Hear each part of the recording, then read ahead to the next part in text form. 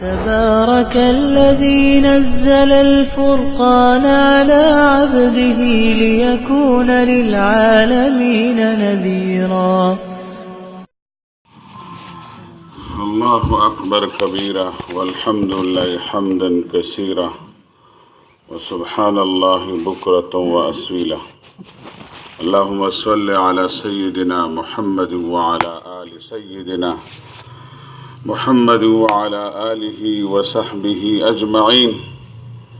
اولو اللہ پاک لرحمت دے او دا اللہ پاک شکر ادا کو الحمدللہ وایو چې الله پاک مولا سحر وختي د فرض مونږ ادا کولو توفیق راکړلو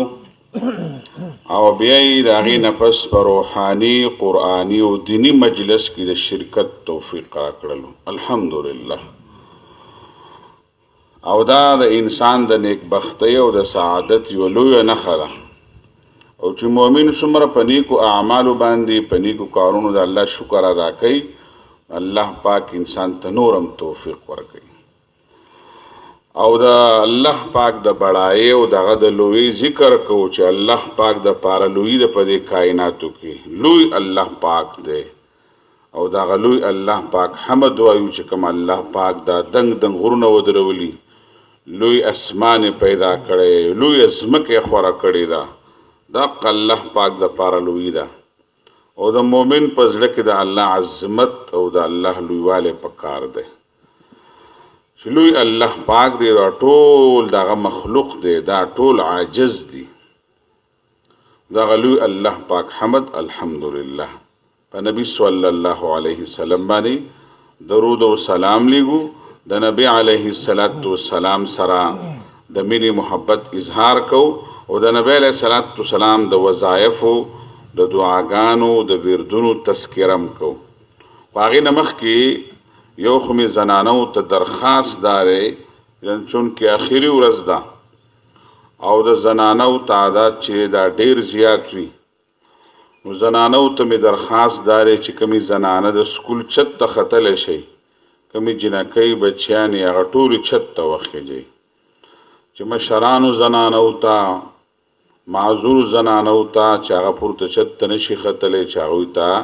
لاندې ځای میلاو شي نور ټولو جنکۍ او ختونکې زنانه چې دویم چت ته ختلی شي هغه زنانه دویم چت ته وخیږي او زنانه یو بل سره نږدې نږدې جوختې جوختې کینئ چې زیاتې زنانه په سکول کې دننه ځای شي. زنانو ته مې درخواست دا دی چې مخکې ځایونه ډک کوي چې کوم ځایونه خالی دي او نږدې نږدې یو بل سره کښېنئ یو بل ته ځای ورکوئ وړې وړې ماشومانې پیغلې دا د سکول چت ته وخیږي چې کومې زنانه چت ته ختلی شي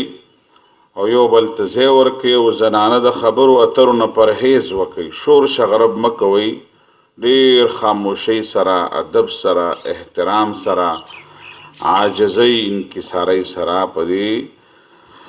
دعایي او درسي تقریب کې شریکې شئ او ډېر خاموشي اختیار کوئ کومو زنانو سره بچي دي ماشومان دي جاړي تنګول کوي هغه زنانه سایډ ته کښېنئ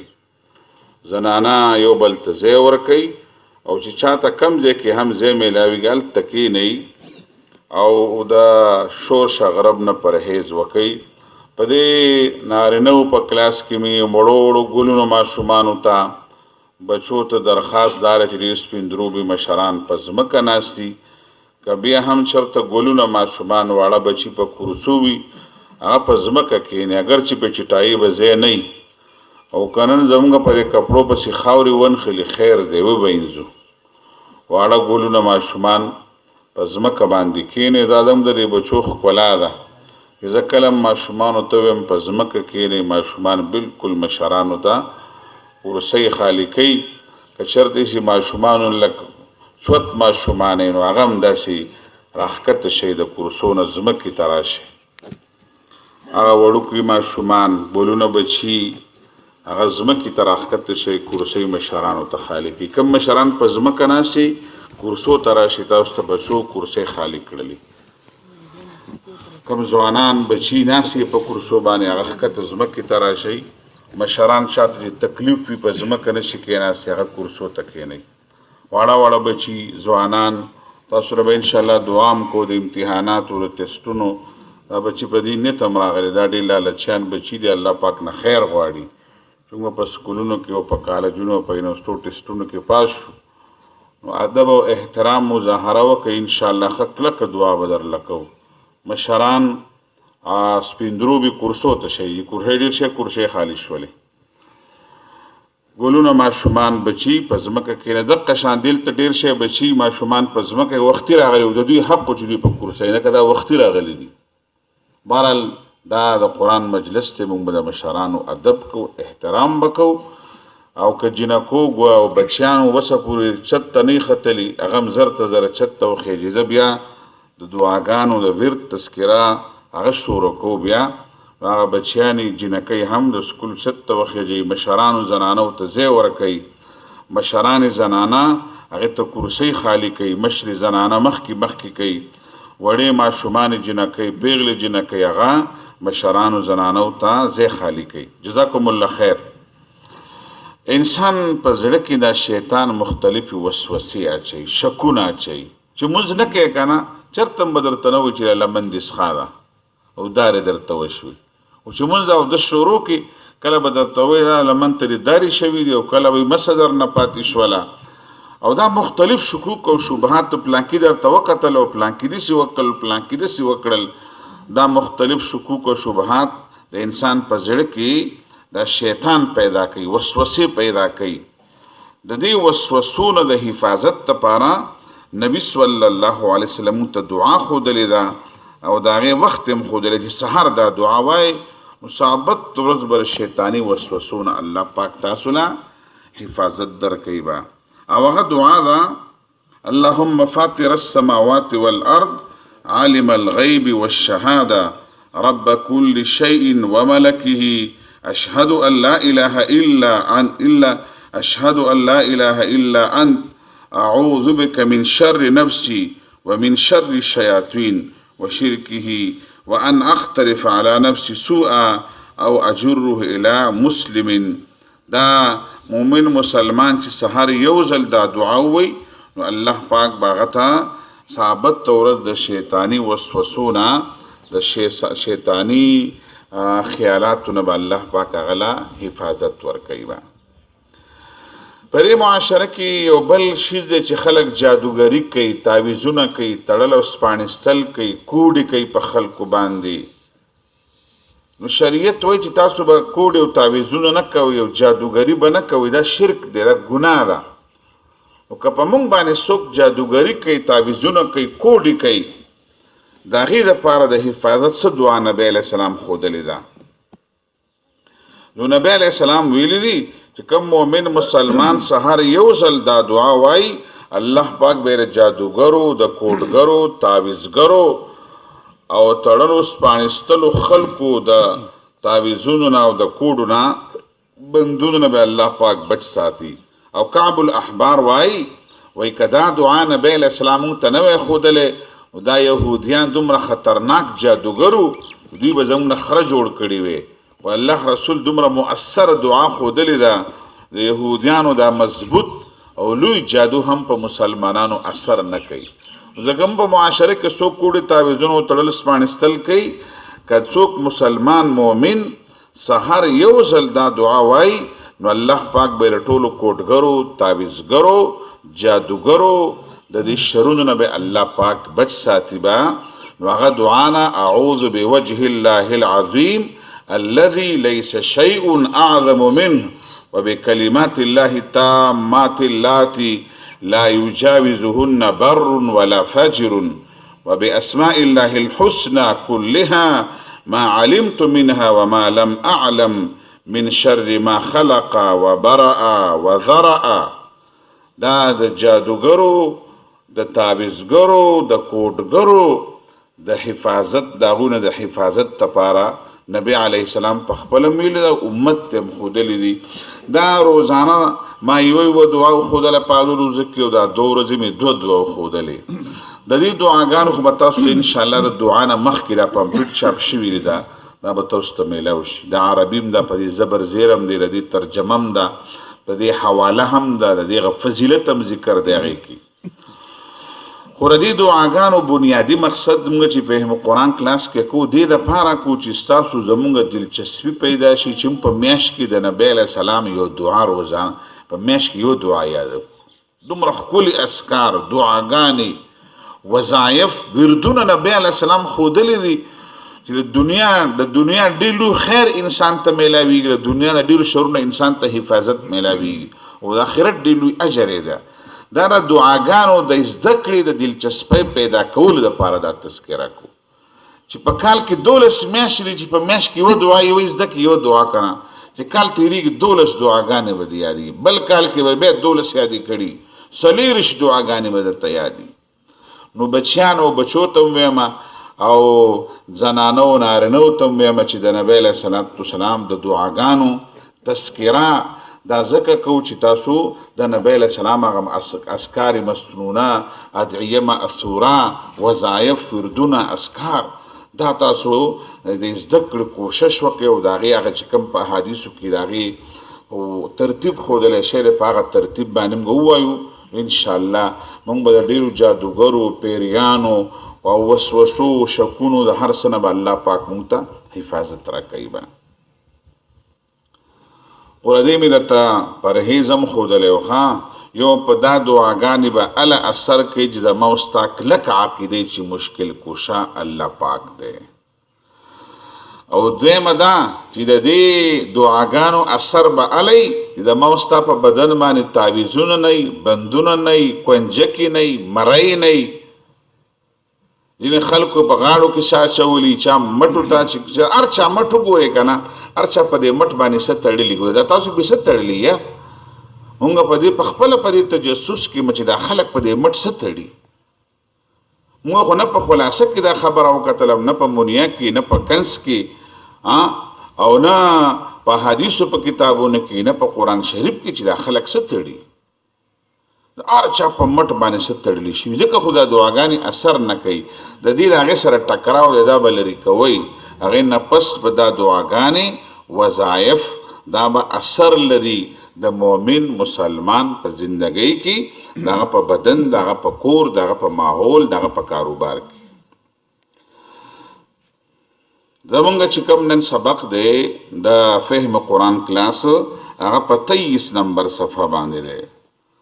په 30 نمبر صفحه باندې زمونږ په 23 نمبر صفحه باندې زموږ سره په کتابچو کې سبق دی، چا سره کتابچې وي. اعوذ بالله من الشیطان الرجیم، بسم الله الرحمن الرحیم. قل يا عبادي الذين أسرفوا على أنفسهم لا تقنطوا من رحمة الله إن الله يغفر الذنوب جميعا إنه هو الغفور الرحيم. وأنيبوا إلى ربكم وأسلموا له من قبل أن يأتيكم العذاب ثم لا تنصرون. واتبعوا أحسن ما أنزل إليكم من ربكم من قبل أن يأتيكم العذاب بغتة وأنتم لا تشعرون أن تقول نفس يا حسرة على ما فرطت في جنب الله وإن كنت لمن الساخرين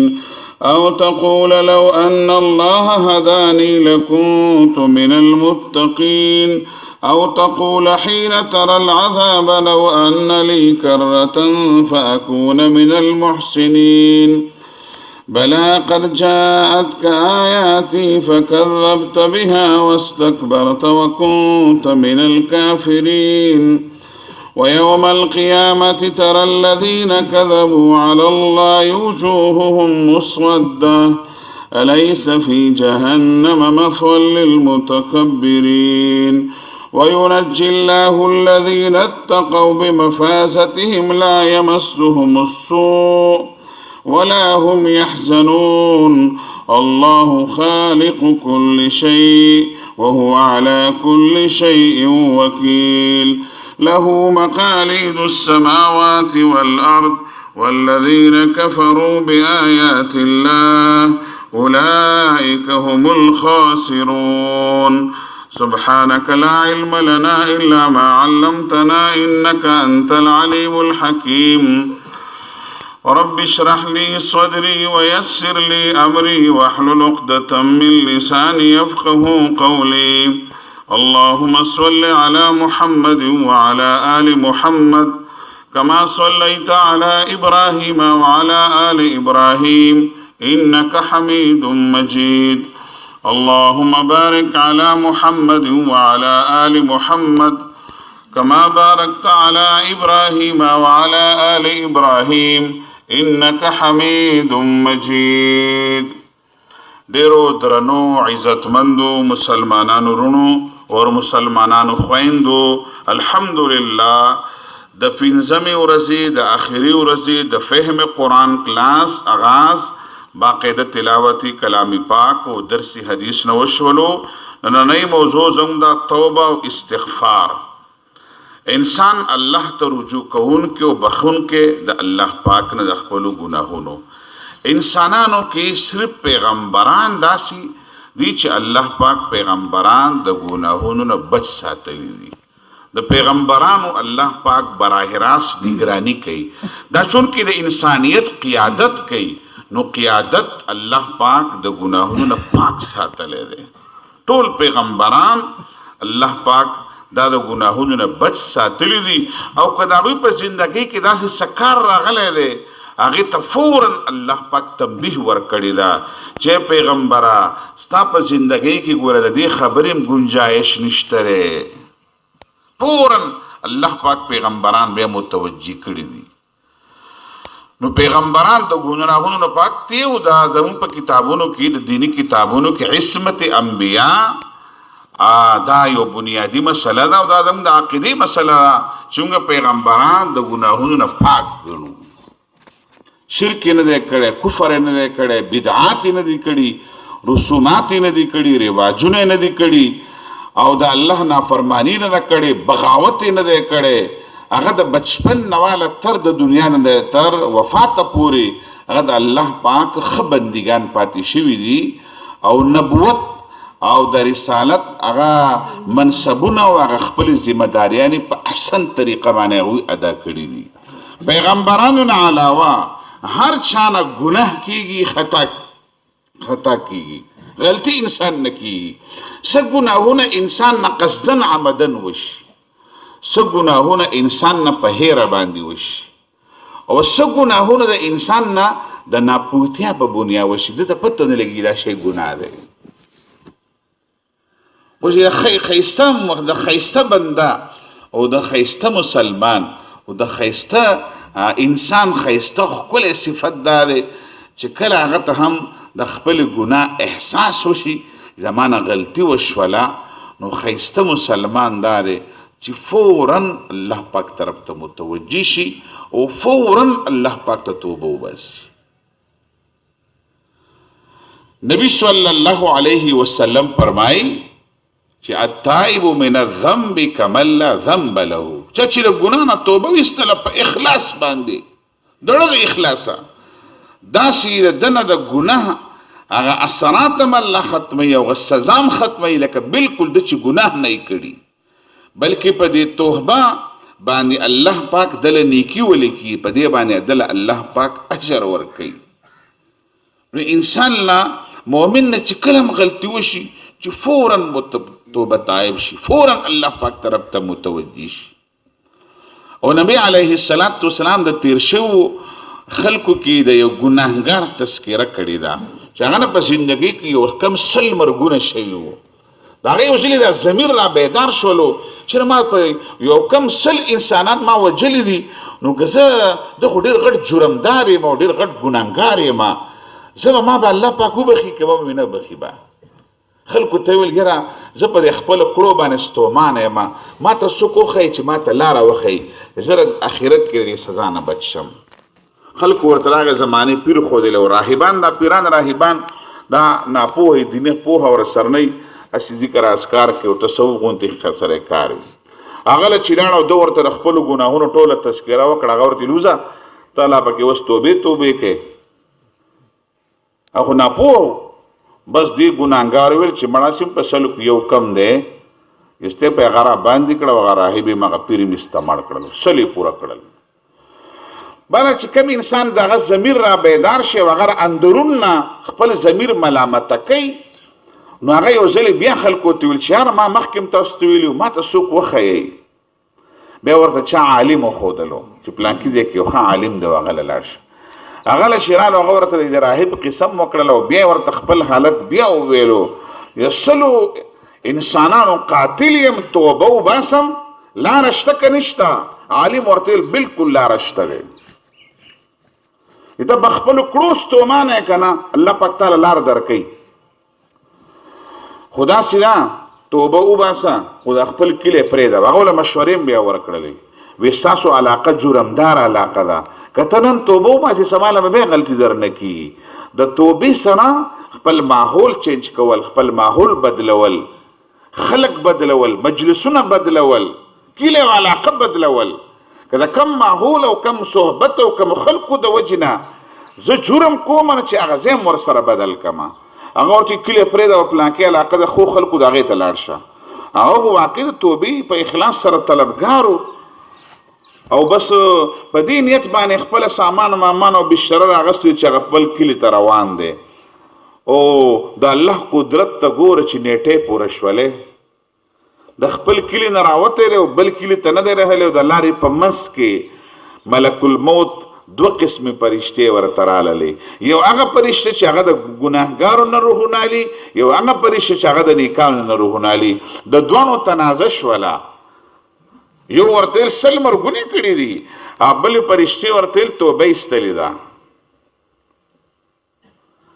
د پرشتو تنازع الله پاک حل کړل بیا دا د توبې اهمیت تر ذکر کوم نبی اسلام د توبې اهمیت خپل امت ذکر کړی دی الله پاک دې پرشتو ته ویل د ازمکه ناپ کوي د ازمکه کچ کوي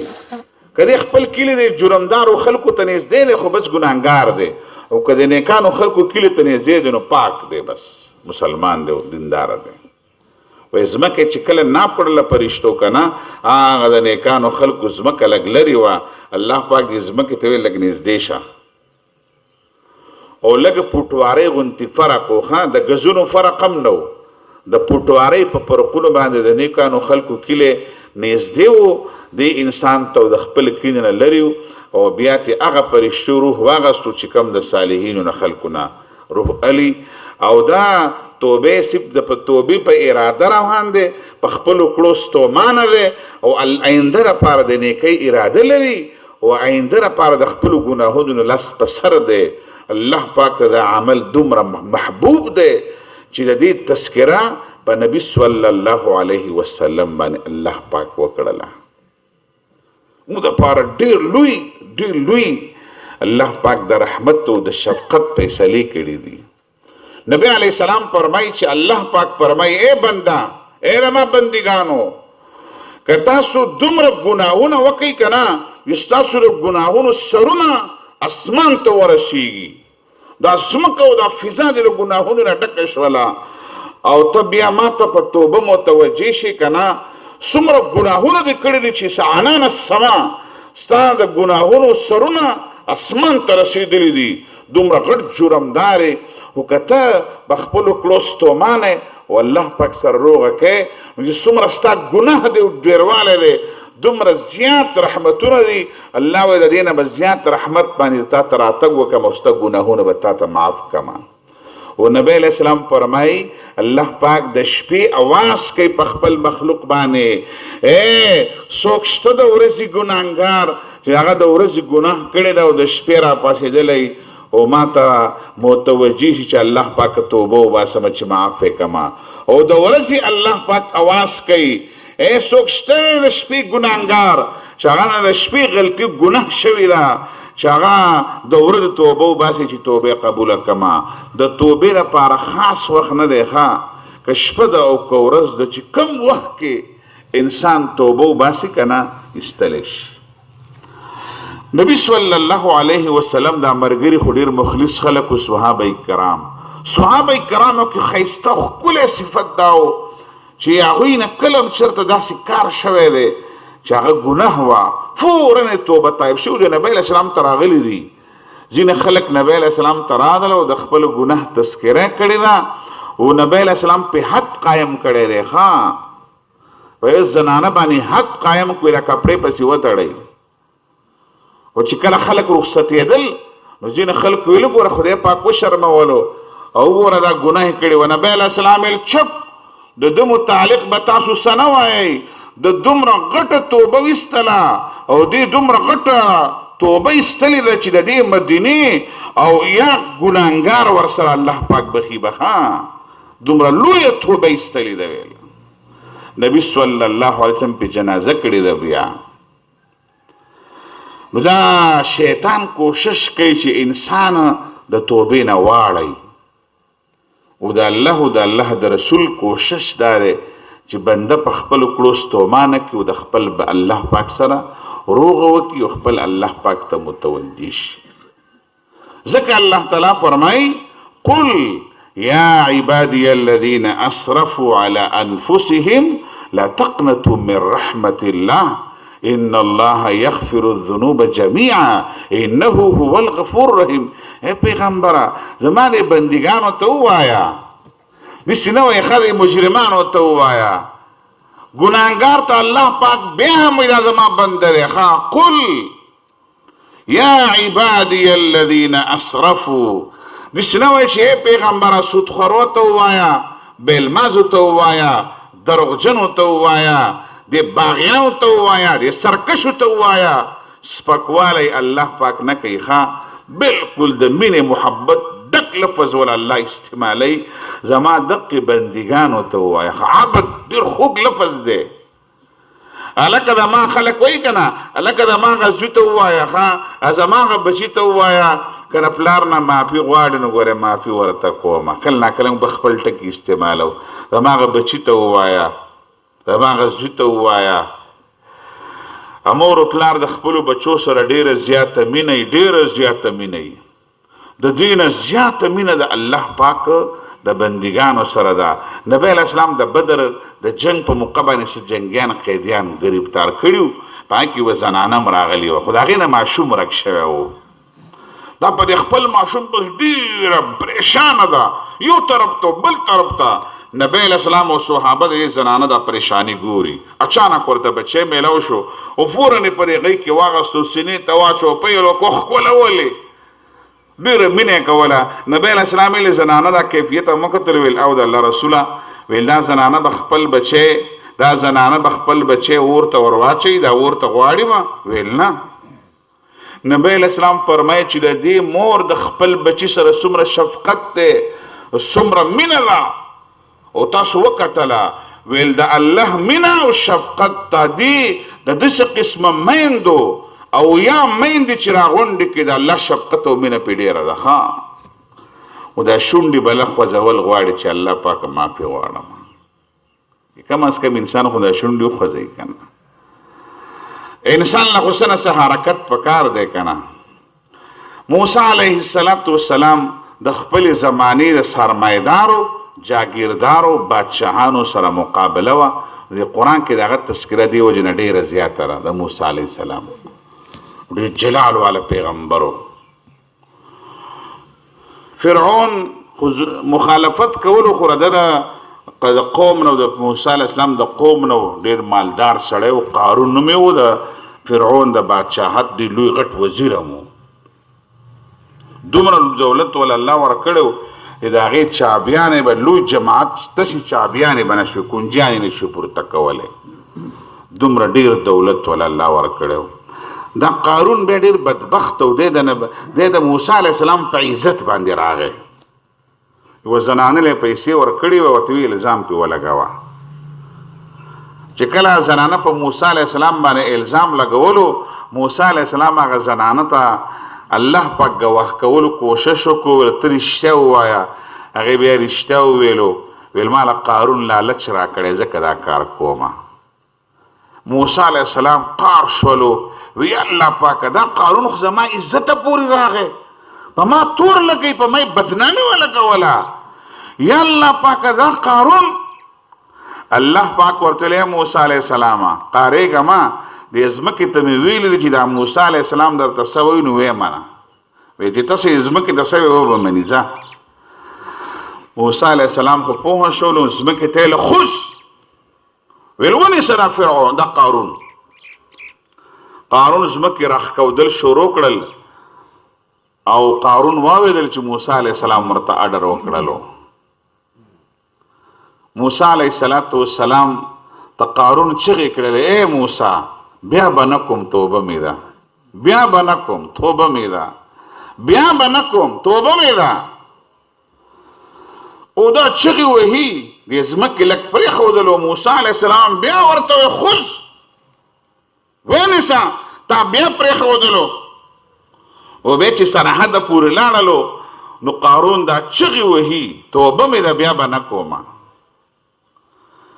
او بیا د ځمکې لږ ایثار کو موسی علیه السلام بیا په قار شو ورته ویل خذ او چې کله دی د سره پورې ډوبېدلو که نه او ډوب شلو قارونو ته ځمکې راښکودلو الله پاک موسی علیه السلام ته وحي راولېږله ویل ای موسی قارون درته څومره منت وکړو چې بیا به نه کوم خو تا معاف نه کړلو که ما ته یو ځل ویلی وی چې الله پاک ما معاف کو ګورې ما معاف کولو ها دومره مهربانه الله پاک دی دومره مهربانه الله پاک دی ویل که دې قارون ما ته یو ځل ویلی وی چې الله پاک بیا به نه کوم ما معاف کو ګورې ما بخلو امام شمس الدین ذهبی رحمه الله الکبائر کتاب لیکلی 70 ګناهونه کبائر غټ ګناهونه هغه راجمع کړو تفصیل بحث یې پې کړی دی او د موسی علیه السلام دا واقع هغه په ډېر ښه سند باندې نقل کړې ده څومره مهربانه دی الله پاک به یو بنده په قیامت کې خپل ځان ته حاضر کي بنده ته به چغې به الله پاک به چغه ووایي فرشتو په ذریعه چې پلانکې د پلانکې زوی حاضر شئ خلک به وایي ښه چل دی سړی به حاضر شي الله پاکه ما ته وی او تا ته ویم او داسې یو سایه به غوندې راشي دا سړی به د خلکو نه پټ شي وایي الله پاک به دې بنده ته وایي بنده ته خبر وي زه ستا ټولو خبرو نه خبر وم الله پاکه بلکل خبر وم ته زما له ټولو کاتو نه خبر وي ښه ویل په دې خبر وي چې زه مجرم له ګناهګار له سزا ورکوم ویل او په دې هم خبر وم ویل په دې خبر وي چې زه نیک انسان ته اجر ورکوم ویل او په دې هم خبر وم ویل ته خو ګناهګار راغلی که نه ته دومره خبر وي ته خو ما ته دا د ګناهګار ولاړې ویل دا بنده الله پاک ته وایي چې الله پاکه ورې ما ځان سره یوه خبره هم راوړې ده زما کلک یقین دا و چې الله پاک ما ته به ته بخښنه هم کوې ګورې الله پاک دې بنده ته وایي تا دا یقین دې څنګه جو به تا ته د دې خبرې علم دی چې الله پاک ګناهګار له سزا ورکوي الله نه پټ پناه هم نشته دی او نیکانو والا اجر ورکوي ته بیا هم به دومره کلک یقین راغلی چې ما له به الله جنت راکوي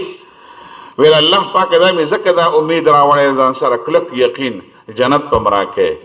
چې ما ګناه کوله نو د ګناه په موقع ما نه خر جوړ کړی او نه دې رانه سپی جوړ کړی دی او سره د ګناه یې را باندې پرده راچولې ده ما ستا ډېر لوی رحمت دی ما دا کلک یقین راوړی چې بیا به م راله جنت راکوې به الله پاک به فرشتو ته ووایي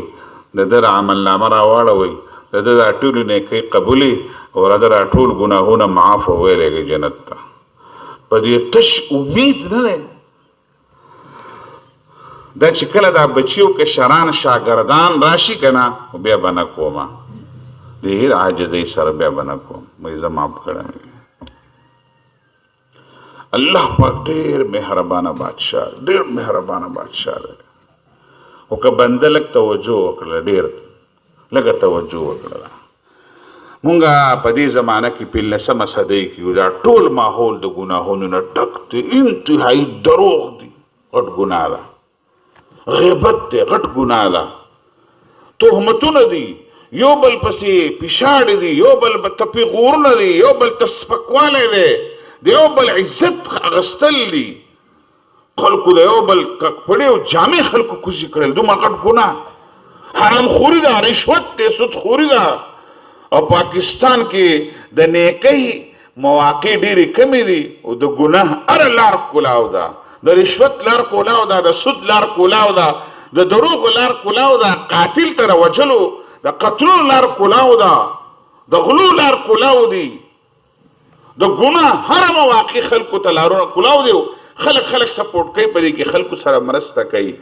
د نیکۍ ټولې لارې تقریبا بندې دي. که ته نیکي کول غواړې خلک ته پیغور کې ځان زبرګ جوړ کړي، جنت ستا خوښ دی. خلک څه کوي ته څه کوي. ټول پاکستان د دې ګناهونو ډک دی چې کوم غټ افسر دی رشوت نه لي که نه، خلک یو دیوال له راچي کله بل دیوال له راچي، هغه په خپله دیندارۍ باندې ستومانه کوي. او کله انسان په دې معاشره کې مشري کوي که نه، هغه ښکلې مشري کوي، هغه د په دیندارۍ مشرۍ باندې خلک ستومانه کوي. خلکو له به دې خدمت کړی چې هلکه رشوت مشوت نه لمه، دی به دې په دې اخره کې بیا ګناهګار کړي، دا شي مې راوړی دی درله. لکه دا ته څه کوې؟ نه دا د خپل زړه نه، دا خو تا ما ناسم کار کړی، دا ما د خپل نه شیرني راوړې ده. حق شی که شیرني ورته وي، که شکرانه ورته وي، که چای پانی ورته وي، یا څه ورته وي، شی څه دی؟ رشوت دی، حرام دی، ګناه ده. ټول ماحول د ګناهونو نه ډک دی. په داسې ګناهونو ماحول کې خپل ځان بچ کول د ګناهونو نه دا عزم غواړي، اراده غواړي، همت غواړي، د خپل رب سره تعلق غواړي. چې چا 2 روپو ته زړه ټینګ کو که نه، بس د الله شکر دی ادا کړي چې الحمدلله. خو زمونږ خو د 2 روپو نه څه کوي چې بس 15 روپو پورې رسېدلی دی. نو چې څوک په جومات کې 15 روپۍ بیا مون کي که نه، استاد جي یاره دا چېرته په چانده کې واچوه، دلته به د جومات کې دا 15 روپۍ وي. زه ورته یم تا چېرته 1000 روپۍ بیا نه مون کي چې ماله راوړئ. استاد دا 1000 روپۍ موندلې دي، 1000 روپۍ خو پټ دي جب ته اچوي. غټ موبایل دې چېرته نه دی موندلی چې راوړې ماله راکې. 10 روپۍ دې نه دی موندلي، 10 روپو نه والا تر لکونو پورې خلک پټ جبونو ته اچوي. او 15 روپۍ د جمعه خپل جب کې کېده. 15 روپۍ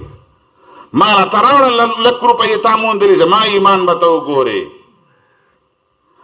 15 روپو پورې کاتب بس پاتې ده. نو زنانو تم که چرته په واده کې کویدن کې د سرو مندرۍ بیا مونږ کوره به کوي ښځو له، نه پټه به دې جب ته اچولي. دومره ایمان دی. نو د سرو یوه مندرۍ ته او د سرو یوه میخکي ته خلک نه شي ټینګولی. دومره کمزورتیا راغلې ده. دومره مونږ په ګناه باندې او په جرم باندې سړور شوي یو. بلکل راته د اخرت او د الله ملاقات لوی به ټوقه ښکارېږي. ای مسلمانانو، ګناهونو له لاس په سر شو مونږه چې بیا به نه کو. او الله پاک ته حقیقي او سوچه توبه وبلړه د اخلاص دړه د کومې نه مونږ کله نا کله توبه وباسو، د سر د غوږونو راکاږو، د سر غوږونو نه د زړه غوږونه به راکاږي، د زړه غوږونه راکاږه چې بیا به نه کو. الله پاک سره کلکه معاهده، کلک لفظ. او چې بنده څومره الله پاک ته توبه وباسي، الله دومره ځله زه تا ته توبه متوجه کوم، معافي کوم. انسان خو یو ځل سړی معاف کړي، 2 ځله 3 ځله بیا نه مالکه زه وایي 3 چانس مې درکړل. الله پاک وایي تر مرګه پورې تا ته چانس دی، تر زنکدنه پورې تا ته چانس دی. ها چې ته کلم توبه وباسي. د توبې څومره غټه دروازه ده. نبی علیه السلام فرمایي دومره لویه دروازه ده، دومره غټه چې 70 سال او یا کال پکې یو تیز ګاډي والا په هاي سپیډ باندې رواني که نه، هغه زمانه کې خو سورلی وي. خو چې ډېر نوی ګاډی وي که نه په هاي سپیډ باندې ځي، نو د یوې درشل نه والا تر بلې درشله پورې په 80 کاله کې به سپیډ والا سورلی ګاډی به ونه رسېږي بلې درشلې ته. دومره لویه توبه ده، وس کولاو ده. او چې کله د قبلې د طرف نه نور راوختلو بیا بندی بیا وس کولاو ده، هر وخت کې کولاو ده، وس کولاو ده. وایي د توبې په دروازه باندې راشه، د توبې دروازه وډبوه، کولاو ده، بیا به بند دی، بیا به معذرتونه نه ګوري. الله وایي ځکه درته وسویم هغه توبه وباسه. بیا په قیامت کې د ما عذرونه چې خبر نه وم او داسې چلو، نه نن درته خبره کومه. دا وجه و چې نبی علیه السلام د توبې طرف ته موږ ډېر متوجه کړي یو. نبی علیه السلام فرمایي تاسو خبر یې چې انی اتوب الی الله فی کل یوم 100 مره. نبی علیه السلام فرمایي زه روزانه 100 ځله الله پاک ته توبه وباسم. دا ولې؟ نبی علیہ السلام له ګناه کېدلو نه، نبی علیہ السلام معصوم امت ته تعلیم ورکړی چې پاک پیغمبر سل ځله الله پاک ته توبه وباسي او استغفار کوي، ته خو زر ځله وایه مسلمانه. نبی علیه السلام وایي په یو روایت کې 80 ځله او په بل روایت کې 100 ځله، وایي د 100 ځله استغفار ویما، 100 ځله الله پاک ته توبه وباسم. نبی علیه السلام چې کله فرض مونځ وکړلو که نه، د فرض مانځه نه چې کله سلام وګرځولو نو په زوره به وویل الله اکبر، استغفر الله استغفر الله استغفر الله، اللهم انت السلام ومنك السلام تبارکت یا ذا الجلال والاکرام. سنت طریقه دا ده. مونږ پښتانه چې سلام وګرځو لا اله الا الله محمد رسول الله، مونږ دلته کلمه نشته، کلمې بل ځای ده. دلته الله اکبر استغفر الله استغفر الله استغفر الله، بخنه غواړم. مونځ دې وکړه لکه ولې په مونځ کې د غلطۍ ده، دا پیغمبر تعلیم دی امت ته. 5 وخته مونځ نه پس چې کم از کم 3 ځله خو ووایه الله پاکه بخنه غواړم، الله پاکه بخنه غواړم. ځکه بني اسرائیلو ته الله ویلو ویل د شام ستاسو ډېر ښکلی وطن دی او ډېره برکتي ځمکه ده، عمالقو ترې را بهر کړي او د مصر کې د فرعون غلامان یې، نو تاسو هېڅ چل وکړئ وقولو حطة، وایئ تاسو بني اسرائیل توبه وباسئ چې الله پاک موږ بخنه غواړو، نو زه به دله شام درکم واپس. بني اسرائیل ډېر کاږه خلک وو زموږ د پښتنو په شان دی. بني اسرائیل چې کله لاړل هغې ویل نه حنطة، الله پاک له موږ روټي کپړه مکان پکار دی، موږ په اسلام په بخانه په توبه څه کوو، موږ له سره غنم پکار دی، سرې ډوډۍ پکار دی، ډوډۍ خلاصو. الله ویل ډوډۍ خلاصو، د روټي کپړه مکان په چکر کې پراته یې. ویل نه به شام ته ځئ نه به مصر ته ځئ. په دې میدان تیغ کې 40 کاله وساتل، د جهاد نه مې انکار کړی او د توبې نه مې انکار کړی. حطة نه ویل او حنطة نه ویل، غنم یې غوښتل. دا بني اسرائیلو کې دا ډېر خراب عادت و. ځکه الله پاک بني اسرائیل تر ننه پورې ذلیل دي، توبې نه الله پاک ته د توجه نه انکار کړی و. نبی علیہ السلام دا تعلیم مونږ ته راکړی دی او نبی علیه السلام په خپله باندې د استغفار اهتمام کړی دی، مونږ ته هم د دې خبرو تلقین کړی دی. ابو بکر صدیق رضی الله عنه فرمایي چې نبی علیه السلام ما ته ویلي وو ابو بکره دا دعا ډېره وایه، اللهم انی ظلمت نفسي ظلما کثیرا ولا یغفر الذنوب الا انت. ابو بکر چې جنت زیری پې شوی دی، پیغمبر علیہ السلام ته فرمایي ابو بکر تا ته به جنت 8 دروازې خلاصې به وي. هغه ته د استغفار دعا ښودلې ده. د دې وجې نه امام حسن بصري رحمه الله متعلق راځي چې هغه ته یو ځل یو سړی راغی او هغه وویل امام صاحب زموږ په علاقه بارانونه نشته، سوکړه ده، اوبه په کویانو کې وچې شوې، په چینو کې وچې شولې او زناور تباه کېږي، مرغۍ مړې شولې، اوبه نشته، قات سالي ده، خوش سالي ده. مونږ خلک څه وکړو چې الله باران وکړي؟ امام حسن بصري رحمه الله ورته وویلو ویل خلکو ته ووایي چې استغفار ووایي، د ګناهونو نه توبه وباسئ، رحمت باران رحمت دی، دا په ګناهګارو جرمدارو خلکو باندې الله نه راوری. ویل توبه استغفار کوئ. د دې وجې نه یو روایت کې راځي چې کله باران وریږي ګوره دعا قبلیږي، ځکه دا رحمت دی، د الله رحمت متوجه دی. باران چې وریږي تجربه وکړئ، خو یقین وغواړئ چې باران کله وریږي او د باران ته راوځه او د الله نه وغواړه، سکندونو سره ورځې سره ماښامه پورې سبا پورې به ستا مشکل الله پاک حل کړی. تجربه ده پې. هغه ته ویل تاسو استغفار ووایئ الله پاک به بارانونه وکړي. ویلو دویم بل قسم کس راغلی دی ویل غریبۍ ډېر تنګ کړی م امام صاحب، څه دعا وظیفه راته وښیه چې الله پاک مې د رزق دا معامله اسانه کړي، دا کاروبار مې روان کړي، الله پاک رزق راته ډېر کړي، په رزق کې مې برکت پیدا شي، غریبۍ ډېر تنګ کړی ما. امام حسن بصري ورته ویل استغفار ډېر وایه الله پاک به ډېر رزق دله درکړي. ویلو د رزق دروازې به کلاو کړي راته. بل کس راغلی امام حسن بصري ته ویل اولاد مې نشته دی، بې اولاده یم، او ماله څه دعا وکړئ چې الله پاک اولاد راکړي، یا نارینه اولاد مې نشته چې نارینه اولاد راکړي. څه چل وکړم؟ هم څه وظیفه راته وښیه. امام حسن بصري ورته وویل استغفار ډېر وایه، الله پاک به اولاد درکوي، بې اولادوالی به دې شنډوالی به دې ختم شي. بیا چې شاګردانو تپوس کړی دی چې حضرت یو سړی راغلی ویل باران، هغه ته دې هم استغفار. بل کس راغلی ویل غریبي مې ده، هغه ته مې استغفار. بل ویل بې اولاد یم، هغه ته مې استغفار. دا څه خاص خبره نکته ده چې د دریو واړو حاجتونه او ضرورتونه ځان له دي، او دریو واړو تر یو قسمه وظیفه وښودله. امام حسن بصري ویل دا الله په قرآن شریف کې ویلي دي سوره نوح کې فقلت استغفروا ربکم انه كان غفارا يرسل السماء عليكم مدرارا ويمددكم باموال وبنين ويجعلكم انهارا. الله وايي بخنه غواړي استغفار کوي، توبه وباسئ الله ته. الله وایي اسمان نه به بارانونه وي، ځمکې نه به باغونه او میوې به وي، نهرونه او سیندونه به وي، او الله پاک وایي مال او اولاد به وي، مالونه او اولادونه به درکومه.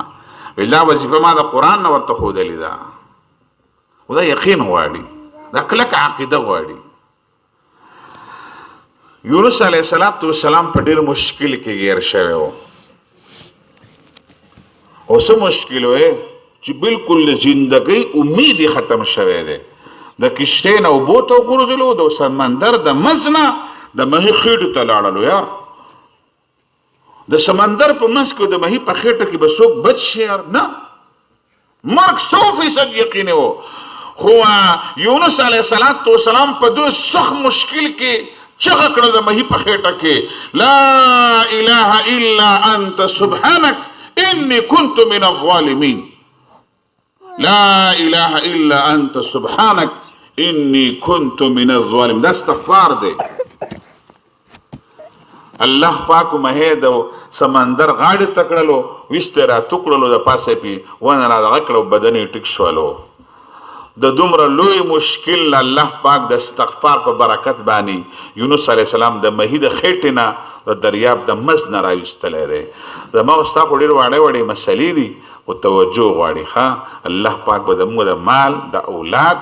د بارانونو، د اوبو، د باغونو، د میوو، د نهرونو، سمندرونو مسلې به الله پاک حل کوي. دا کوکۍ لږه الله پاک ته وښودلې، خوله کې ووایي چې استغفر الله، الله بخښنه غواړم.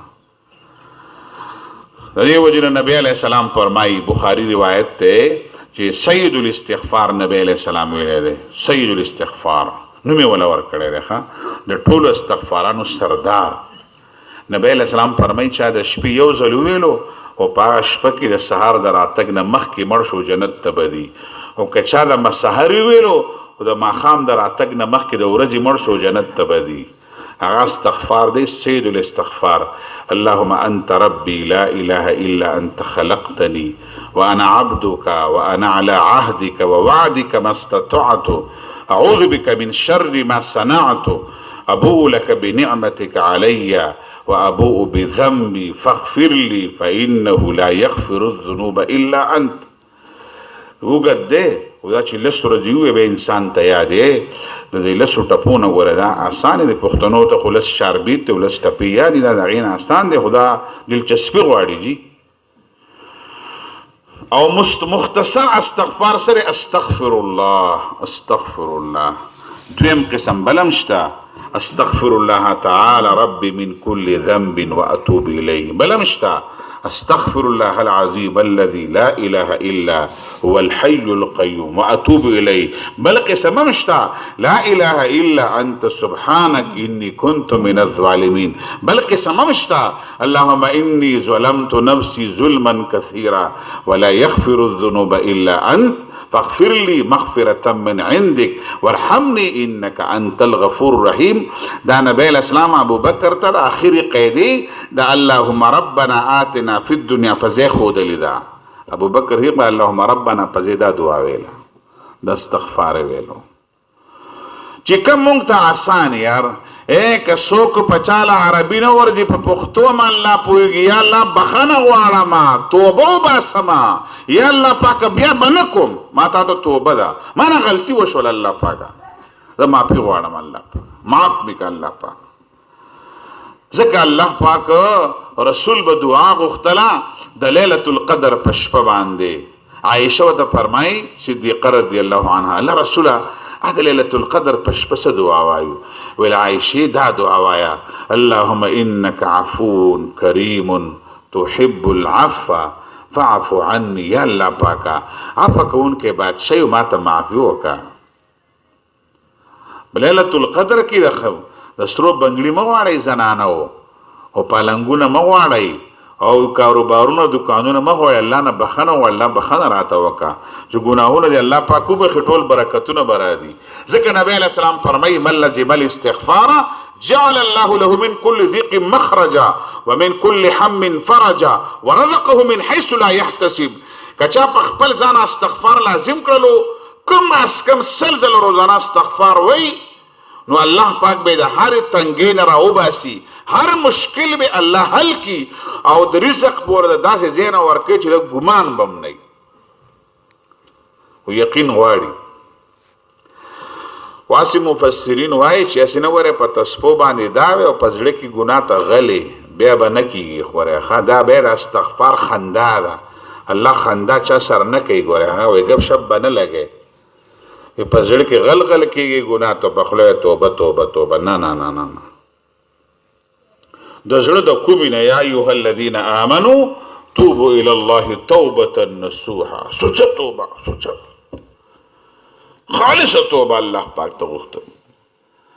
چې انسان د زړه د اخلاص د زړه د غوږونه راکاږي د زړه د رګونه راکاږي په خپل رب سره کلکه وعده لوز وکړي د سختونه ولګي دا شل ونه ګوتې الله پاک ته ولګي چې بیا به نه کوم الله پاک دا شل ونه ګوتې تا ته لګوم بیا به نه کوم انسان دی که کلکه وعده وکړلو انسان په زندګۍ کې بیا غلطي وشوله خو د انسان ځینې وخت کې انسان نه کېږي غلطي خو چې دی کم وخت کې توبه وباسي چې انسان کلکه وعده توبه ډت به ځان نه جوړوي ښه چې یو سهار توبه وباسم ماښام او ګناه کې بیا هم ناست یم نو دا الله پاک مو ته ډېر امید والا خبره کړې دی موږ او تاسو د 15مې صدۍ مسلمانان ګناهونو برمار دی پردی ونې پردی فصلونه پردی مالونه پردی رزقونه د دې توبه داره ګوره پردی رزق به پردی شیز به ورکوي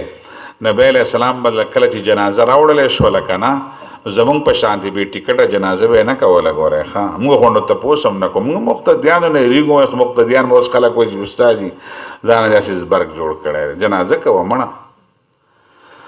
نبی علیه السلام داسې جنازې نه کولې څوک دی پلانکی دی یا پلانکی ده ها وفات شوي مسلمانان دي جي ویل پردې حق پې شته که نشته جي نشته پې جي بلکل اسم پې نشته جنازه به یې پې وکړله چې کله به جنازه حاضره شوه څوک دی پلانکی ده پلانکی دی پردې حق پې شته دی او جي 1000 روپۍ قرض پې دی څه پرېښودي دي او جي 1000 روپۍ قرض یاده کېږي جنازه به بیا م وکړله او چې کله به جنازه حاضره شو د مسلمان او په هغه به پردې حق او د ورکړې به څه لاره نه وه نبی علیه السلام به شاته شو یو ځلې یو مسلمان مړو او جنازې ته نبی علیه السلام مخکې شولو ویل د چا پیسه شته ویل 1 دینار دی 1 دینار قرض دی پې ویل څه پرېښودي دي ویل هېڅ هم نه دي پرېښودي نبی علیه السلام د جنازې نه شاته شو صحابه ته صلو علی صاحبکم ویل تاسو پې جنازه وکړئ زه پې نه کومه علي رضی الله عنه را مخامخ شو الله رسوله دا 1 دینار به زه ادا کړم دا په ما باندې شوله ده او جنازه پې وکړه چې ساره جنازې نه محرومه نه شي نبی علیه السلام علي ته دعا وکړه وی الله پاک دې ستا په مال او حال کې برکت وغورځوي دی امت ته تعلیم ورکوي الله رسول وایي زه د هغه چا لپاره الله ته څنګه ووایم چې ویې بخه اللهم اغفر لحینا ومیتنا وشاهدنا وغایبنا وصغیرنا وکبیر زه څنګه الله ته چې ویې بخه پردې حق ورسره دی پردې ځمکې لاندې کړې ده پردې کور لاندې کړی دی پردې مال یې وهلی دی پردې وینې په غاړه باندې پرته ده او د قوم کاته په غاړه ډېر د بجلۍ ستنې پټې کړې دي او ډېر سیمټ او خښتې کور ته وړي ډېر کرش یې وړی دی او ډېرې میټرې بندي کړي. څنګه الله ته وایم چې دا غل وبخه؟ غله نه الله پاک ته نه چې غل به وبخه. ځکه نبی علیه السلام فرمایي هسې نه چې په قیامت کې دي ګورې بیا د سټ د پاسه دې خښتې پرتې را روانې موږ ډېرو خښتې به کورونو ته. ما په دې خبرو خلک خفه کېږي خو لږ سپا خبرې مو دا ځکه جماعت اسلامي والا خلک مونږ به هر سهار وختي کلاو میدان کې لا کلاس کوو چې لږ سپینې خبرې وکړو یو بل ته. چې هلکه څومره د بجلۍ تارونه دي وړي دي کور ته، څومره د بجلۍ ستنې دي پټې کړي دي، څومره د سیمټ وړي دي، څومره د خښتې، څومره د تارکوټ ډرمان دي پټ کړي دي، څومره شیزونه دي وړي دي. عمر فاروق رضی الله عنه د کور نه راووتلو بچی سره نوسۍ ښکارېده، نوسۍ غالبا ده په دوانیز کوټه پیسه ورسره وه. مشران دوانیز پیژني دا کشران به مو نه دی کتلی خو اورېدلی هم دی. هغه بچی ته وایي دا لور دا چا در کړی دی؟ ویل دا پلانکي را کړی. هغه پسې لاړلو ویل د ما د کور د ماشومې ته د دوانیز دا کوټه پیسه له څه نه ورکړې ده؟ هغه اکاونټ افسر و ښه د سرکاري بیت المال خزانچي و. هغه ویل چې ما نن چې د خزانچي د خزانې حساب کتاب په هغه زمانه کې په دینار او درهم کې کاته وه. د سرو د سپینو روپیو دا نوټ د یهودیانو وروسته راایستلی دی. ویل ما چې نن حساب وکړو ما حساب ټیک و کاته برابر و دا کوټه د پیتلو یو پیسه ور بس زما سره راشي په حساب کې ونه. ما ویل دې ماشومانو ته خوشحالېږي ستاسو دې ماشوم له مې ورکړله. عمر فاروق ولا شاباس ورکړو نه ویل ستا ته په دې مدینه کې د حرام خورو کور د عمر کور ښکارېدلو. ویل دا والا ویل استعفا راکړه او د نوکرۍ نه ډسمس کړل. ویل تا کې امانتداري نشته، ته ما کور کې څنګه دا کاتې کې څومره پیسې، څومره شیزونه، څومره ونې، څومره بوټي. د دې له توبې به څه طریقه یي جي دا به څه کوو؟ مو یې واپس کوې به. زمونږ یو مشر هغه ډېر چې دا مسلې کو غټ افسر پاتې شوی ما ته ویل اوس به څه کوم؟ ما یې اوس توبه هم کوه د غریبو خلکو سره مدد کوه. یو کس هغه په ډیوټۍ کې مې وسه وکړم ما یې ډیوټي ډېره کوه. زمونږ هغه غلطیانې شي مې لږ ډیوټي ډېره کړه. سرکار دا وخت لږ ډېر استعمال کړي ستا هغه پخوانی کسر وځي. او که څوک عوامو سره د سرکار سره تعلق ده اکاته د سرکار خرابه ده. ګورې ښه دا ټول قوم سره غلا ده، ټول قوم به سړی څنګه معافي غواړي. دا کار ډېرې خطرناکې وي. د پردي حق د ورکړې طریقه دقه ده چې پردی حق به ورکې د سرکار په کار کې کوي نو سرکار کار به صحیح کې او چې کم حدود دي په کومه طریقه واپس کولی شي. پردی حق په توبه هم وباسي او پردی حق په واپس کې ورته پردی پټی لاندې کړی اوس یې وله ورکړه. دا ډېر پښتون دپاره دا ډېر ګران کار دی.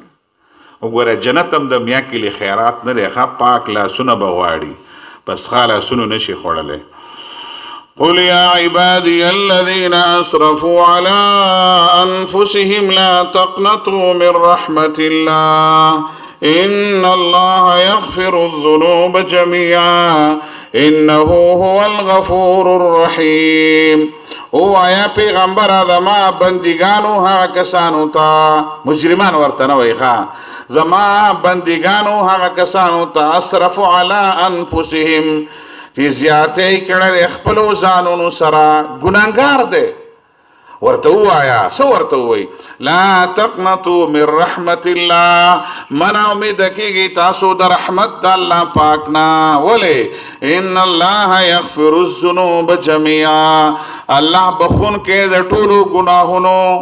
ولی انه هو الغفور الرحیم الله بخون کې او مهربان دی. اے په پیغمبر زماره بندگانو ته وایا چا ګناه کړی دا چا ځان سره زیاتې کړی دی پټې پردې وهاله خو زیاتې خپل ځان سره دی خپل اخرت یې خرابېږي. چا چې د ځان سره زیاتې کړی دی ورته وایي زما د رحمت دروازې دي وسیع زما ډېر لوی رحمت دی. که ته لاس په سر کېږي د ګناه نه توبه وباسې الله بالکل بخمه دی ځکه د ما د بخنې صفت ته انه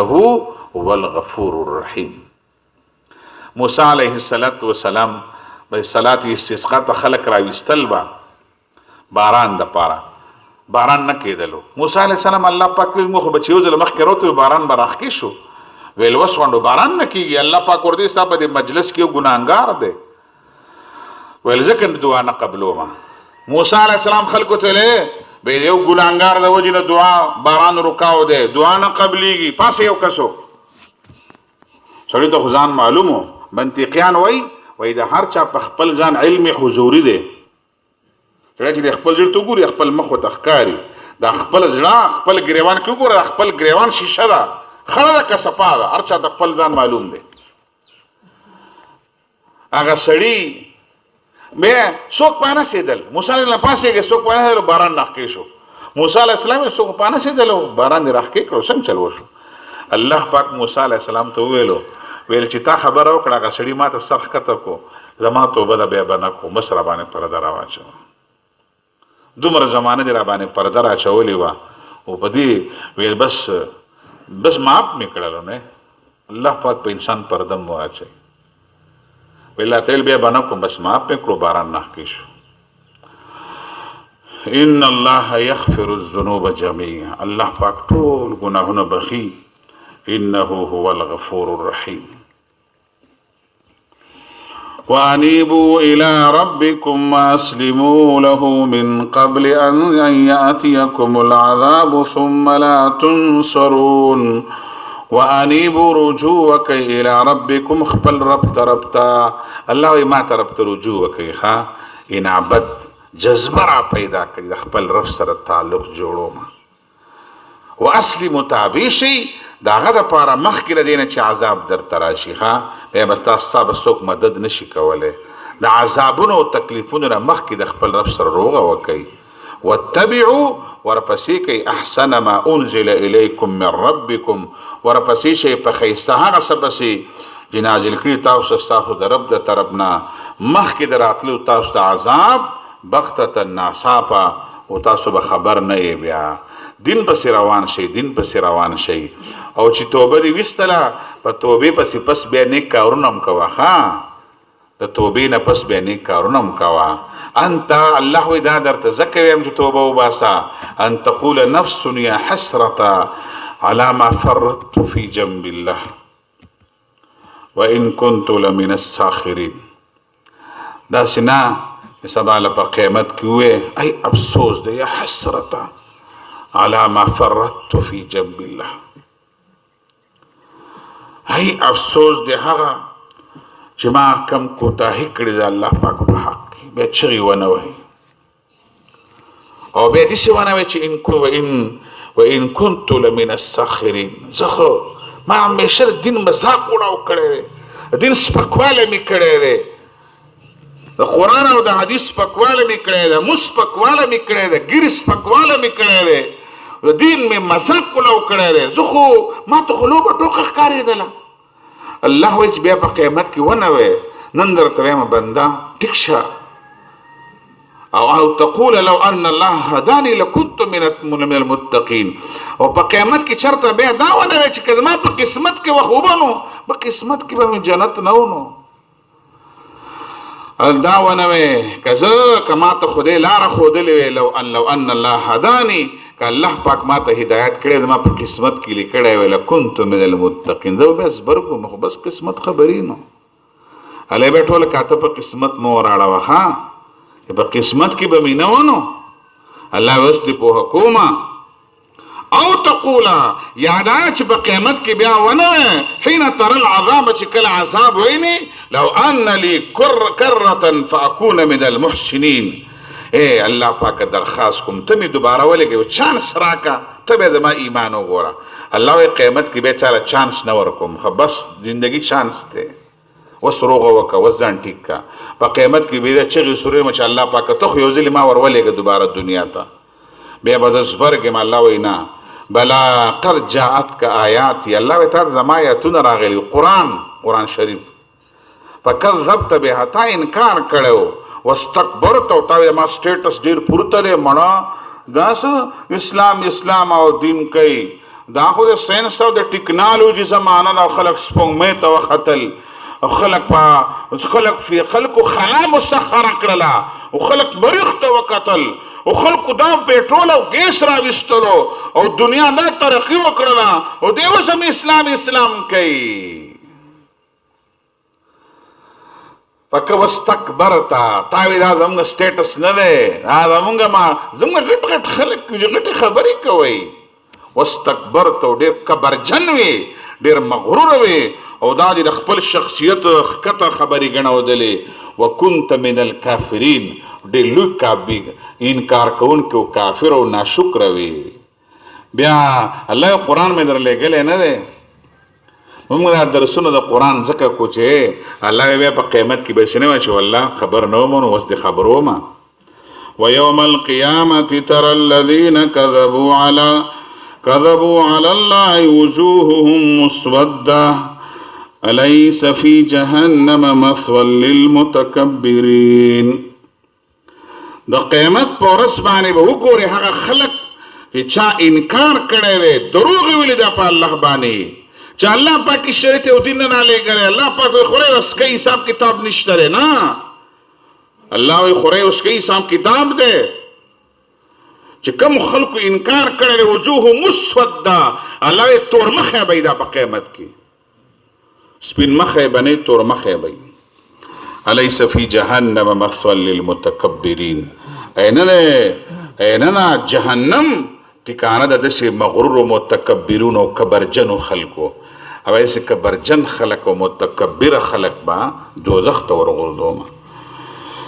مونږ مسلمانان خو ډېر پریشانه شو الله پاک مونږ دپاره ډېر د اطمینان خبره کوي وینجي الله الذین اتقوا بمفازتهم لا يمسهم السوء ولا هم يحزنون وینجي الله الذین اتقوا بچکی به الله پاک هغه خلق چې چا د الله د نافرمانۍ کومو خلکو ځان د الله د نافرمانۍ نه بچ ساتلی دی وینجي الله الذین اتقوا بمفازتهم لا يمسهم السوء نه به رسیږي هغو ته څه بد حالت نه به خفوي چا د پرهیزګارۍ او د دیندارۍ ښکلی ژوند تېر کړی دی الله وایي هېڅ بدي به مو ورته نه رسېږي هېڅ خفګان به نه وي الله خالق كل شيء وهو على كل شيء وكيل ټوله دنیا ما پیدا کړې ده خره دی خالق الله پاک دی او حق الله د هر شي کارساز دی له مقالید السماوات والارض او د حق الله پاک اختیار دی د اسمانونو د ځمکو علی غوثانو قطبانو ابدالانو امریکانیانو انګریزانو بیمانو ته ما دنیا نه راولی دنیا زما ده له مقالید السماوات والارض نه د پیر بابا ده نه د کاکا صاحب ده نه د غوثانو نه د قطبانو نه د امریکانیانو نه بدماشانو ده نه د سخورو ده الله دا زما دنیا ده د هر څه زما دي والذین کفروا بآیات الله کوم خلکو چې د الله د احکاماتو نه انکار وکړلو اولئک هم الخاسرون دا ډېر لوی تاوان والا خلک دی ای عزتمندو دا د قرآن د هر ټکی وی ما په بورډ باندې د خلکو ته ولګوه د قرآن هر ټکی وی د پیغمبر د حدیثو چغې دي مونږ د امت خبر کوي د امت مونږ خبر کوي د حدیثونه د قرآن نه د هر آیات ډېر ښکلی سبق دی ډېر مؤثر کلام دی د الله پاک خو د ګناهونو اثر دا دی زمونږ په زندګۍ کې چې کلا بل ران علی قلوبهم ما کانوا یکسبون موږ زړونو باندې زنګونه راغلي دي ډېر مړي مو کتل ډېر سخت یې مو کتل یم کړه کې نرموالی رانغی سترګو کې هم اوښکې رانللې چرته هم په خپله ګناه الله پاک ته ونه جړل چې انسان الله پاک ته په جړا شي چې الله پاکه زما توبه ده او بیا به نه کوم دا چې کوم شاګرد او کشر که نه غلطي کړي او ته ورته راشي د سترګې نه اوښکې لاړه شي خلک وایي زه به چې معاف کړی مې بنده خپل رب طرف ته متوجه کېدل پکار دي عزتمندو دا د دې خبرې احساس موږ ورکو فهم قرآن کلاسونو کې چې د خپل رب سره تعلق جوړول پکار دي د خپل رب نافرماني پرېښودل پکار دي د خپل رب سره روغه پکار ده صلح پکار ده د خپل رب سره خپل پیژنګلي پکار ده پلانکی یمه پلانکی مزګزار یمه پلانکی دیندار یمه د پیغمبر شفاعت ته ځان تیارول پکار دي د جنت دروازې ځان له کولا وهل پکار دي د جهنم دروازې ځان ته په خپله بندول پکار دي په خپله زندګۍ کې نیکۍ پکار دي دې ماحول کې په دې علاقه کې د ګناهونو ماحول نشته دی خو ځینې خبرې داسې وي چې هغه زما استاد ذات سره تعلق وي چې بهر ګناه نشته او زما په دې سینه کې دننه د ګناه ډیران دی که نه دا زما بدقسمتي ده چې بهر سلیما نشته او بهر د غلا مقم نشته او بهر د چرسو د شراب ماحول هم نشته او زما سینه دننه د ګناه د تصور نه او د حسد نه او د کینې نه او د بغض نه او بدنیتۍ نه او د خیرو نه ډکه ده. دا ډېر لویه بدقسمتي ده چې په هر معاشره کې زما په دې وطن کې خانپور او په دې ایریا کې ګناه ماحول نشته، ګناه نشم کولی. خو دننه مې څښا ډیران دی، څښا ډیران پاکول غواړي. دا روحاني علاج دی، قرآن او دین سره تعلق جوړول. الله پاک دې مونږ لره په دې خبرو د عمل کولو توفیق راکړي. دا ټولې خبرې ما خپل ځان ته وکړلې. عزتمندو، الحمدلله په قرآن کلاس اختتام ته ورسېدلو او دعا به هم کوو. ډېر زیات چټونه راغلي دي، د هر چا حاجتونه دي، ضرورتونه دي. ډېر معذوره خلک نن په خپله هم راغلي دي او معذور او بیمارانو خلکو درخواستونه هم رالیږلي. دا ډېر پرسکون او یخ ماحول دی. پر یخ ماحول کې ګرمې اوښکې الله پاک ته تویول، خپلو معذورینو دپاره او بیمارانو دپاره په اخلاص دعا کول. ډېر خلک په سعودي عرب کې او په دوبۍ کې او په مختلف جیلونو کې دي، د هغوی د رهایۍ دپاره دعا کول. او ډېر خلک داسې دي چې د هغوی اولاد نشته دی او بې اولادو دپاره په اخلاص دعا کول. او ډېر بچیان او بچي راغلي دي، زموږ ټسټونه دي، امتحانونه هم دي، زموږ دپاره د امتحان د پس کېدلو دعاګانې کول. ډېر خلک دي مشکلاتو کې گیر دي، بچي دي پخپله دي او د چا میندې بیماران دي، چا بچي بیماران دي، څوک د ګردو بیماران دي، څوک د شوګر دي، څوک د بلډ پریشر دي، څوک فالج دی، د چا کینسر دی، د چا مور ده، د چا خور ده، د چا رور دی، د چا وراره دی، د چا بچی دی، څوک دي. ډېر زیات چټونه چغه دا ده. د الله پاک دا ټول لیکل کتلي دي. ګورئ ښه، الله پاک دا ټول چټونه وکتل. موږ دا ټول چټونه الله پاک ته پیش کوو او الله پاک درخواست کوو. دا ټول چټونو والا څومره درخواستونه کړي دي، الله پاک دا ټول درخواستونه منظور کړه. الله پاک دا دعا به انشاءالله کوو. دعا ته مونږ الله ډېر شکر ادا کوو چې موږ فهم قرآن کلاس مونږ ته الله پاک ډېر یخ ماحول کې فهم قرآن کلاس را نصیب کړلو. مونږ له موسم مونږ له وخت سات را کړی دی. د قرآن برکتونه دي. ما ته اندازه و ډېرو خلکو د باران دپاره به ویل چې دعا ولې نه کوې، خو زما تجربه دا ده چې مونږ کله هم دعا کړې ده نو بیا باران په مونږ اورېدلی دی، بیا تاسو کورونو کې ناست یې. چې به ما به ورېږي او ته به بیا نه راځې. نو ما داسې ښه ده چې بهرحال په ځینو ځای کې را باندې خلکو دعاګانې وکړلې. ما الله پاکه دا خلکو ډېر خواهش دی، سهار وختي د جمعې منزله تلم او زنانه را روانې وي. دا ډېرې ایماندارې ښځې دي، سهار وختي بولقه په سر کړي، لوپټه په سر کړي او په دې امید راتله چې د قرآن درس له ځم او دعا به غواړم چې پریشان حال یم چې الله ما پریشانۍ ختم کړي. د ډېرو خلکو خپلوان نږدې مړه دي، زموږ پرې درس کې زموږ د درس شریکو نن زموږ په دعا کې هغه موږ یادو به، ځکه زموږ د درس شریکو زموږ درس له ډېر په اهتمام راتللو. هغه زموږ په دې دوران کې په دې درمیان کې زموږ نه تللی دی چې کله هم د فهم قرآن کلاس وي هغه به زموږ د درس شریک وي. الله به الله پاک اجر ورکوي. د ټولو دپاره دعاګانې هم کوو به. او پرون مې دا خبره کړې وه چې انشاءالله تاسو ته به دا پمفلټ میلاویږي، نو کم ملګرو ته میلاو شوي وي زنانو کې دلته مشرانو له ورکوي او ماشومانو ته مه ورکوئ. دا کم پمفلټ چې د دعاګانو مسنونه دی هغه د خلکو ته بیا د ملګرو چې څه ترتیب جوړ کړی چې په رخصتۍ کې دل درکوي، که وس یې دله درکوي. بیا ماشومانو ګوجونو ته مه ورکوئ چې مشرانو ته ورسېږي بیا به کشرانو له ورکو ختم کم نشي. زنانه هغه تقسیم شروع کوي، یو دانه والی په سټیټ ته وباسئ او ویلی شئ، بیا تاسو ځان نه بل هم ورکولی شئ. دغه شان پرون مې ویلو د دې کار کلاس اخراجات په تاسو ورکوئ. او چې کله ځئ دې ملګرو ته به مختلفو ځایونو کې بکسې به ښودي، نو دا چې تاسو تش لاس لا نړ شئ ښه د خپلې کورسۍ را ټینټونو خرچه تاسو ورکوئ. بیا زنانه هم ورکوئ، تاسو هم ورکوئ. او دا د فهم قرآن کلاس دا خرچي تاسو پوره کوئ نو په دې ملګرو باندې به بوج کم وي. دا موږ په دې ټولو صوبه کې جماعت اسلامي ملګري موږ دا کار کوو. د فهم قرآن کلاس سبا پوج کې انشاءالله شروع کېږي. به اوج کې به ان شاء الله د اتوار په ورځ موږ ختمه وبا بل ورځ په 19 تاریخ باندې په چګدره کې به مولانا محمد اسماعیل صاحب شروع کوي وا هغه درس فهم قرآن کلاس ته تاسو په دې دین ځکه الحمدلله د قرآن ماحول او د قرآن کلاسونه شروع دي او به تازه ګرام کې به ان شاء الله رایل شاه صاحب دلی بکای به د تحصیل امیر دي مشر دي زموږه او دغه شان رای مولای ډوکېټ صاحب د ټولي ضلع د شعبه فهم دین مشر دی او هغه په ډېر ښه اهتمام سره به ټوله صبح ضلع کې کار کوي او تاسو خبرې دیر پاین تقریبا په ټاپ باندې وي په قرآن کلاسونو کې زمونږ او د پیښور او د دې ضلع بس دو کلاسونو د درې کلاسونو په روز کال 50 کلاسونه سیب په پیښور کې کړي دي نور علماء کرام دي نور مرګریم دي زمونږ به زیات دي ضلع والا کړي دي ما ته استعداد نه معلوم الحمدلله دلته خف قرآن خارونو کې ګوره اساسونه خلک ډیر راوځي ها زمان سره اکثر خلک د ماشومان به په سټیج باندې ناشتي د خار خلکو د خار په ماحول کې دومره خلک زنانه د لو تعداد سره الحمدلله خلک راوځي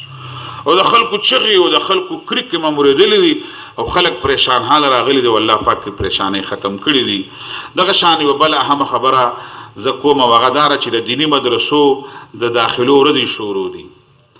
ما په مدرسه کې سبق ویل لري خما باندې سرکاري روپیم خرج نه لري شوی موږ معاشره کې الحمدلله دینی کارونه کوو دلته علماء کرام د دینی ادارې د دینی ادارو سرپرستی کوي د علماو سرپرستی کوي د هغوی په مشکلاتو کې د هغوی د حل لاس مضبوطه وي دا صدقه جاریه ده ما په مدرسه کې سبق ویل لري زما په دې ثواب کې د ما سره شاته یو لوی لاین دی د ما رونه والدین به مې او د ما استادان به مې وایي چې مدرسې له چنده ورکړي دغه پکې لوی لاین دی د په دې ثواب کې ډېر لوی مخلوق په دې ثواب کې شریک دی د موږ سره نو که موږ او تاسو د مدرسو نګراني وکړله او د خپلو هغو مشکلاتو حل کوشش وکړلو دغه شان زه دلته یو ضرورت محسوس کوم او هغه دا ده چې ستاسو مقامي بچي علما نه دي ګورئ ښه ډاکټران در پکې ډېر دي ما ډاکټران پیژنم او خو مستند علما در پکې پکار دي چې یو دو درې به وي د باجوړ استاد شته او د چترال استاد شته او د خانپور استاد نشته دی ګورئ ښه ځوانانو ته مې چا میټرک کړی میټرک اف ایس سی او بی ایس سی چا کړی مدرسو داخلو ورځي دي ځوان مور او پلار ته مې یو بچی د الله په نوم ورکوي علم پې وکوي علم زه په خپله باندې ما په پیښور کې یو لوی اداره شروع کړې د جامعه دارالسلام په نوم باندې تقریبا 18 کروڑ روپو منصوبه ده موږ تقریبا 2.5 کروڑ روپۍ ولګولې پیښور کې خلکو راکړي دي او باغې کې منصوبه دار څه کال نه کېږي ځکه تعمیر مکمل نه دی کال له به انشاءالله د میټرک پاس بچي میټرک پاس بچی به عالم چې لسم کړی او لسم نه پس ماشوم په ټیسټ باندې عالم او دا مې اراده ده چې انشاءالله د صوبې له به د ټاپ ښکلي علماء کرام ورکو او هغه به د سیمسټر په بنیاد باندې به سبق ښیو د 20 ډګري لپاره هم کوشش دی چې هغه ورته بیا ورکو او دوانه تعلیمونه